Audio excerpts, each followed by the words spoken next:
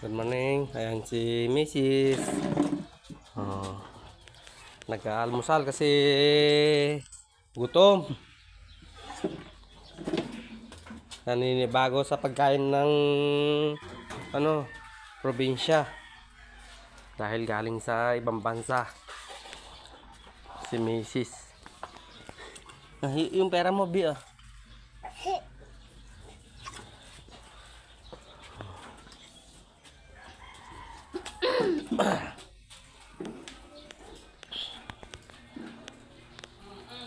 Ito yung anak namin.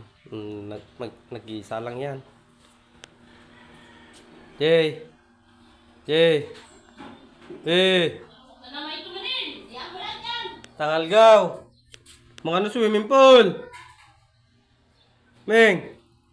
Jay! Swimming pool kayo no? Na? Yan, lahi ng kanyan. Dragon. Baka ito Dracula na.